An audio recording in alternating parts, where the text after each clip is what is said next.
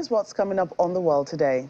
At least 3 children and 3 adults killed in a shooting at a private Christian school in Nashville, Tennessee. Plus, leader of France's largest union calls on French President Emmanuel Macron to hit pause on raising retirement age before new rounds of protests. Welcome back to the program. Let's check on the weather now. Officials are evacuating people from 3 small villages in eastern Spain as winds and dry weather fanned a wildfire ravaging the area. Flames shot high into the air and plumes of smoke billowed from 3 trees close to houses in another village. Spain's first major wildfire of the year has swept through woodlands in the Valencia and Aragon regions over the past 5 days, forcing around 1,500 people to leave their homes. Prime Minister Pedro Sanchez says this unseasonably warm weather was a consequence of climate change as he visited the firefighting command center in the Valencian province of Castellón. Spain is experiencing a long-term drought after 3 years of below-average rainfall.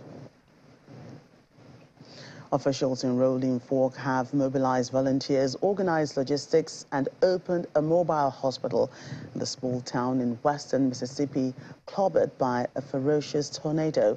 Some 26 people were killed in the heavy storms that destroyed many of the community's homes, snapping tree trunks like twigs and tossing cars aside like toys.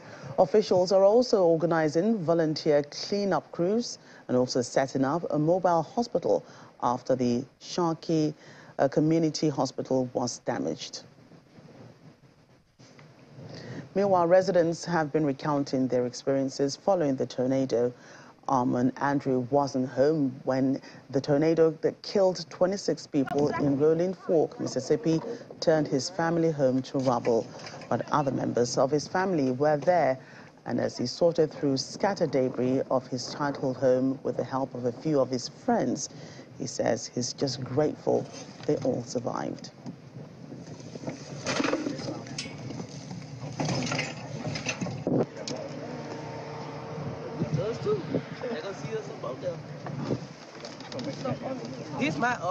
Contacted my parents 2 days after all of this happened, which was on yesterday. I was told that they took shelter up in our hallway, which was supposed to be right here where all this debris and everything is.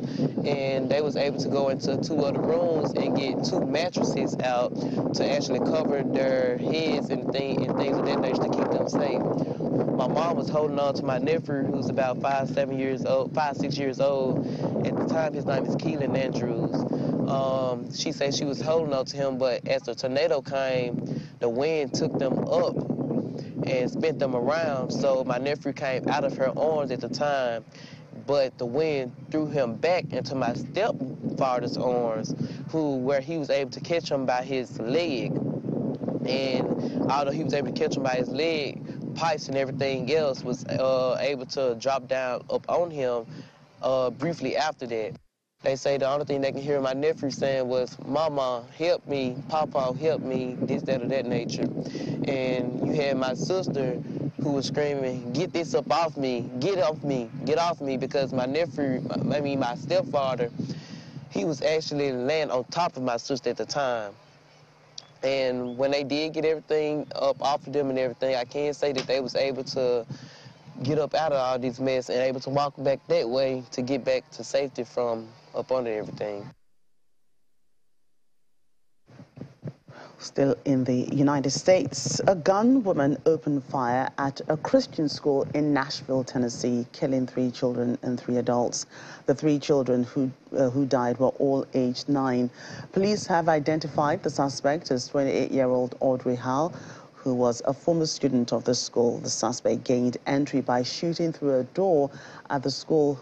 The search of her home led to officers seizing more firearms. Here's more on this report.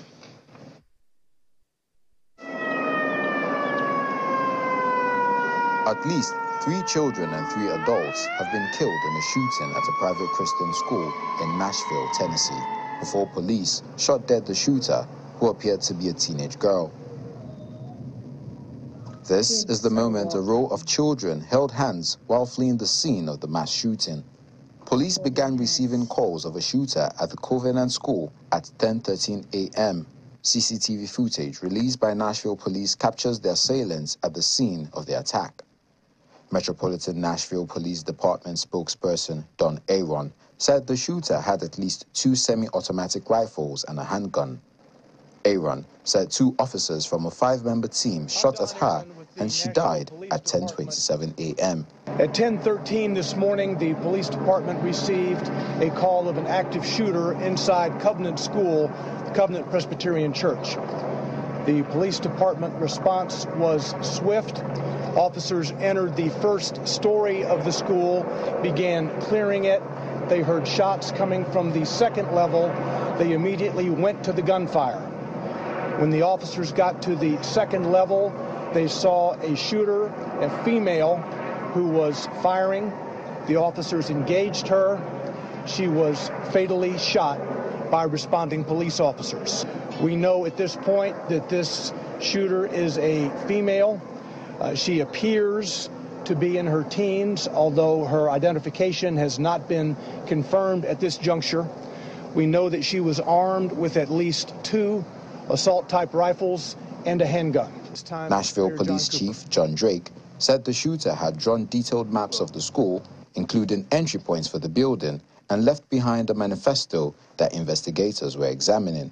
We've identified the shooter as Audrey Hale, a 28-year-old female that lived in the Nashville area. We have investigations ongoing now at the residence on Brightwood Avenue. And we have made contact with the father that lived at that residence and are putting together more information. We've also determined there were maps drawn of the school in detail of surveillance, entry points, etc. We know and believe that entry was gained through shooting through one of the doors is how they actually got into the school. Meanwhile, U.S. President Joe Biden called on Congress to pass an assault weapons ban after the gunfire. We're monitoring the situation really closely, Ben, as you know, and we have to do more to stop gun violence. It's ripping our communities apart, ripping the soul of this nation, ripping at the very soul of the nation. You know, the shooter in this situation reportedly had 2 assault weapons and a pistol, 2 AK-47. So I call on Congress again to pass my assault weapons ban. It's about time that we begin to make some more progress, but there's more to learn. But I just wanted to send my concern and hearts out to so many parents out there.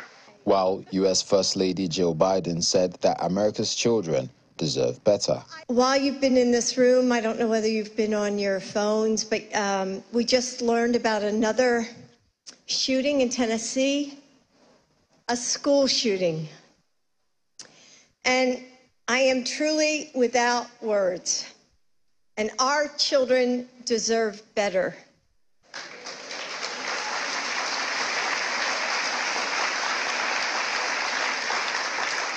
And we stand, all of us, we stand with Nashville in prayer.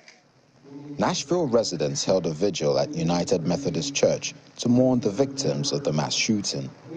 Mourners also left flowers and prayed at a memorial night to pay tribute to the victims. I was in shock, and the fact that, this happened so close to home. And it could happen anywhere. You know, it could happen at the mall, it could happen at a movie theater. I mean, think about the Jason Aldean thing that happened a couple of years back in Orlando. It's just heartbreaking to see it actually happen right here in our hometown. Deadly mass shootings have become commonplace in the United States, but a female attacker is highly unusual. According to the K-12 school shooting database, there have been 89 school shootings, defined as any incident in which a gun is discharged on school property in the U.S. in 2023. Last year saw 303 such incidents, the highest of any year in the database, which goes back to 1970. Our Washington correspondent Maria Bird joins me now for more on this. Hello, Maria. Friday's tornado was the deadliest in the state of Mississippi in more than a decade.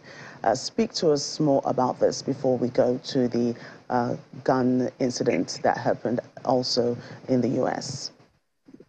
Yes, the tornado in Mississippi, and as you can see, the community that it has hit is a community that already has some challenges with housing, food security, and many other things as well. And so right now, the Red Cross and various other emergency relief systems and individuals have gone to the community and to the area to rebuild.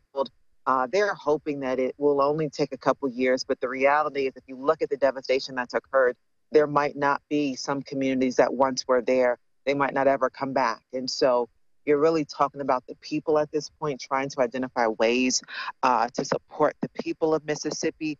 Some of them did not have homeowners insurance, so they are without everything that they ever owned. And then financially, they don't have the ability to be able to rebuild.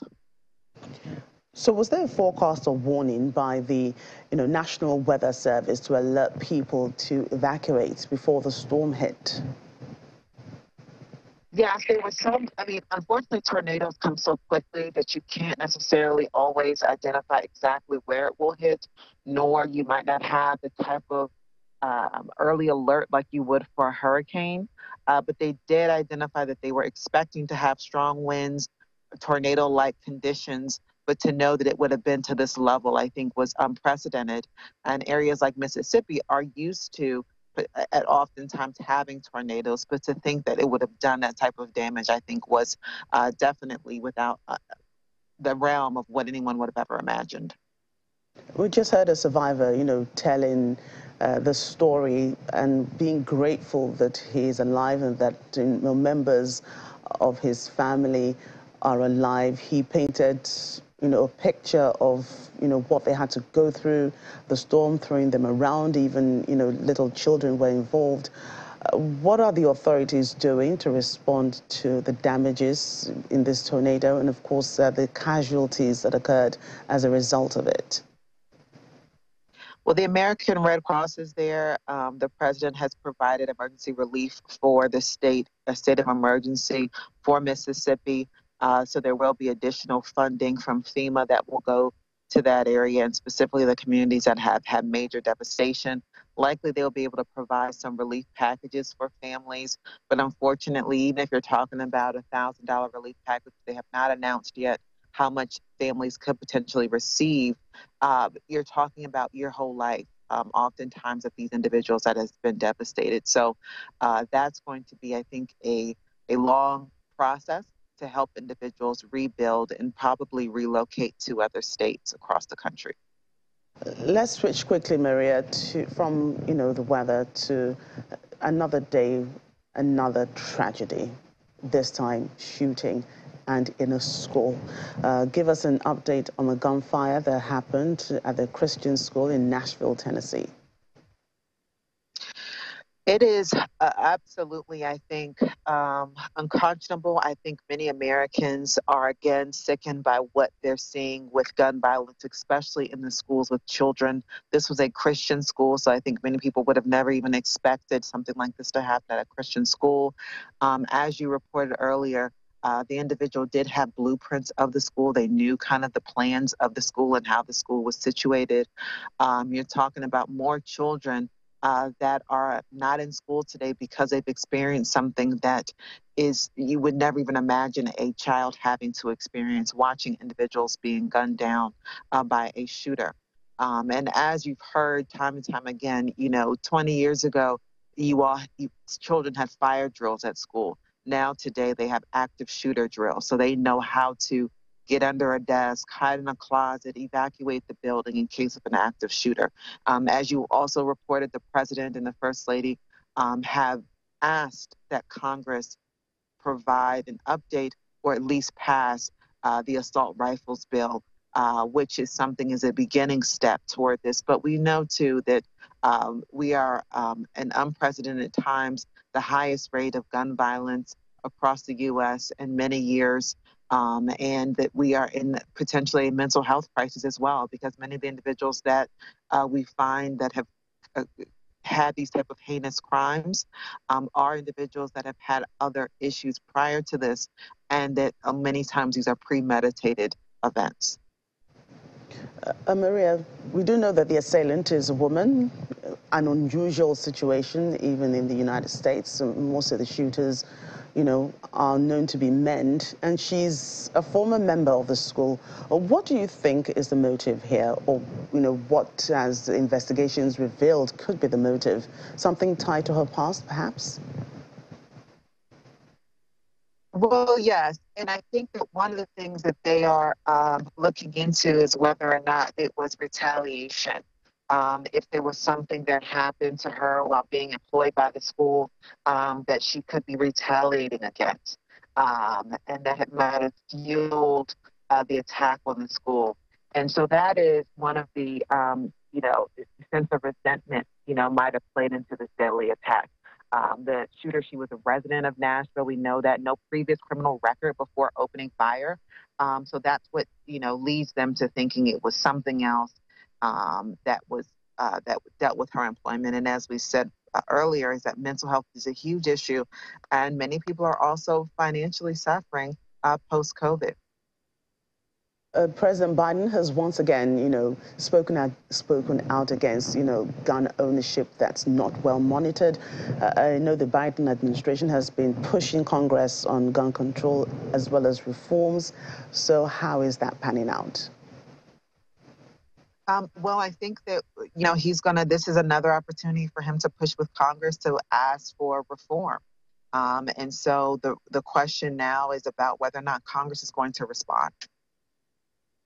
What has been the response, of Congress in the past? Let me just ask you that. It's not the first time that the government is pushing for gun control, because these, active shootings have, we can say, one too many. So how are members of Congress responding to this? Are there positive responses, or are they pushing back? Well, there's a very clear difference between Democrats and Republicans. And so the R-style weapons and handgun bill that has been put forth is something that Republicans have definitely, they support the having, these firearms in schools and obviously these shootings. But there's still a very heavy emphasis on the right to bear arms. And I think that's where you're seeing the tension, is that should there be the ability to still have the right to bear arms when we're looking at these type of egregious situations, and that's where Congress is split on that issue. So it's not everyone, that owns a gun that goes around, just shooting around, killing people. But, we have those that are sane, and we have those that go, that go crazy and go and start killing people. But, are there psychological evaluations for people who own guns in the United States, or make their intentions known that they do want to own a gun? That's one of the requests in the bill, is for additional mental health checks for individuals with that own guns. It's also, they're asking that there's a greater detail of investigation done before someone can purchase a gun, before someone's licensed. And those are some of the areas that the bill is calling for to be executed in order for someone to own a handgun. Right. Thank you, Maria, for that update. Welcome back. A fatal bus crash in Saudi Arabia's southwestern region has killed 20 pilgrims and injured 29 others. According to local media, the crash occurred in the Asir province, indicating that a technical issue with the bus led to the crash. However, those injured in the crash are receiving treatment in a nearby hospital. And at least 39 migrants have died after a fire broke out at a migrant facility in the Mexican northern border city of Ciudad Juarez. Emergency service personnel said large numbers of people, some of whom were volunteers, arrived at the scene to help victims of the fire. In a statement, the government's National Migration Institute said there were 68 adult men from Central and South America staying at the facility. 29 migrants were also injured in the blaze and were taken to 4 hospitals in the area. The fire, one of the deadliest to hit the country in years, occurred as the U.S. and Mexico are battling to cope with record levels of border crossings at the shared border. Meanwhile, a meeting of the European Gas Conference in Vienna was met with protests as the Zimbabwean climate activists accused participants of being war and inflation profiteers. Among the more than 250 attendees are the senior vice president of Norway-based international energy company Equinor, the vice president of LNG trading of French energy company Total, as well as representatives from Osaka Gas, Swedish energy supplier Vattenfall, and Germany's RWE. According to the European Gas Conference, the meeting will address the long-term role of natural gas in Europe and its position in the transition to help reach net zero targets. Key themes include creating long-term flexibility after the breakdown of European-Russia relations. Speaking from our own experiences in Africa, we have a colonial history with fossil companies who have continuously plundered African resources and extracted massive, obscene profits. And well, Africa is left with redundant lands, water polluted, displaced from our ancestral lands. So we're here to resist this agenda. We all know that fossil production has caused the global climate crisis, and Africa sits at the front lines of the climate crisis. And this agenda to increase gas production in Africa is not to benefit Africa energy poverty or Africa's developmental issues, but it is actually to expatriate resources. And also, in addition to that, we all know that the climate crisis as it is, Africa has not contributed much to the climate crisis, and yet we are suffering the most from the climate crisis. So we are resisting this colonial, extractive, profit-making agenda. We are facing floods, we are facing storms. This is all a result of the climate emergency, and the climate crisis is not waiting for us. So we're here to say no. We're here to say we need renewable energy now. We're here to say once again that we refuse to be Europe's gas station, and we refuse to be perpetuated by regimes that only give a vulnerability, that do not improve socio-economic livelihoods. We're here to stand and be the voices for Africa, because Africa does not want gas. We want renewable energy, we want a sustainable future. Elsewhere, the leader of France's largest union has called on French President Emmanuel Macron to put on hold the pushing back of the average retirement age hours before a new round of countrywide demonstrations and strikes. Millions of people have been demonstrating largely peacefully and joining strike actions since mid-January to vent their opposition to Mr. Macron's plans to make most of them work an extra 2 years to 64. The protests have intensified since the government used special constitutional powers to bypass Parliament on a final vote on the pensions bill almost 2 weeks ago, bringing scenes of chaos reminiscent of unrest by supporters of the Yellow Vest movement during Mr. Macron's first term as president. French police are on the lookout for more protesters bent on violence joining marches against planned pension reform. And the White House has welcomed Israel's decision to pause legislation to reform its judiciary, emphasizing the importance of checks and balances after widespread protests over the contested plans. Prime Minister of Israel, Benjamin Netanyahu, has faced weeks of uproar over his religious nationalist coalition's pursuit of changes to the judiciary that would give the government sway in choosing judges and limit the Supreme Court's power to strike down laws. We heard from the Prime Minister of Israel. I do have a couple of things to say about his remarks. So we welcome this announcement as an opportunity to create additional time and space for compromise. Compromise is precisely what we have been calling for. And we continue to strongly urge Israeli leaders to find a compromise as soon as possible. Democratic societies are strengthened by checks and balances, and fundamental changes to a democratic system should be pursued with the broadest possible base of popular support. U.S. support for Israeli security and democracy remains ironclad. That is continuing to be the case. But we will always have those honest and frank conversations with our partners, with our friends as well. The Granny Soccer World Cup is the first of its kind, hosted by South Africa's Vakagula FC, formed in 2007 to try to improve the health of the local grannies. The news of its success has spread, and the club has inspired the birth of other granny soccer teams and leagues across the region. Sporting red jerseys and matching cleats, the grannies of South Africa's Vakekula soccer team jump for joy as one of their own scores a deciding goal against a team visiting from the United States.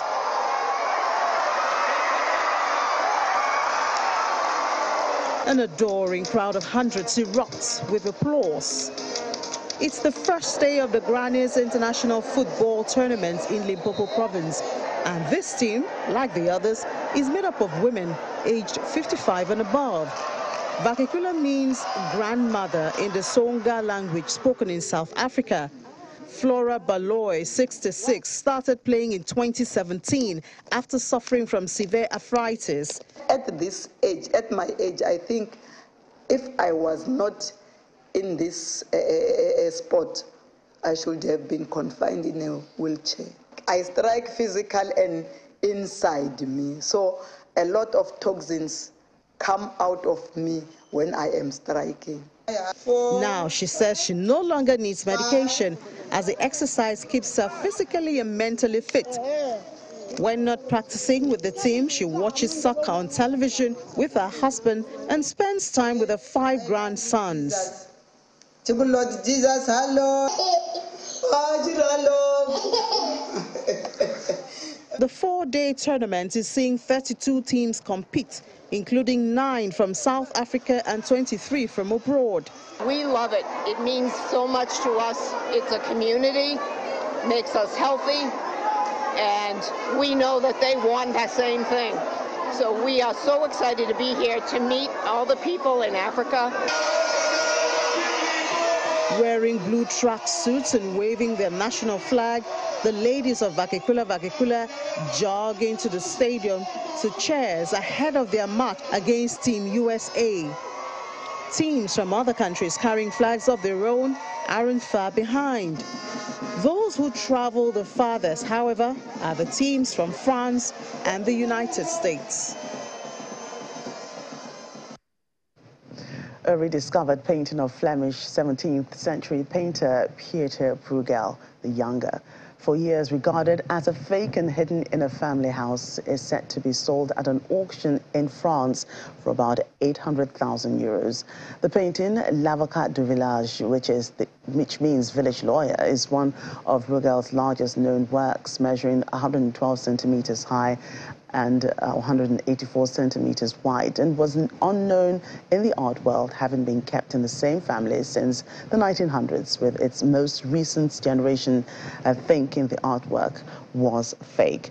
The family, who wishes to remain unknown, had asked auctioneer Malo de Luzac to make an estimation of their house, but instead gained a masterpiece. I found this painting in a French house, and this painting was behind door in a television room, and I start my estimate in this room, and when I turned back I saw this painting, so it was a very good surprise for me. Why such a high estimation? Because it's a masterpiece. We don't have anything else. It's the big burger around the world, the big size. The technique was very qualitative. He needs this estimate because it's completely unique. And finally on the program, an Australian man armed with a budget metal detector has hit the jackpot, finding a 4.6 kg rock containing gold worth $240,000. The man, who doesn't want to be named, made the discovery in Victoria's goldfields, which were the heart of Australia's gold rush in the 1800s. Darren Camp, who valued and bought the specimen, said it's the biggest he's seen in his 43-year career. Mr. Camp hadn't thought too much of it when a man wearing a large backpack walked into his respecting store in Geelong, about an hour southwest of Melbourne. The man then proceeded to tell him the rock in Mr. Camp's hand was only half the find.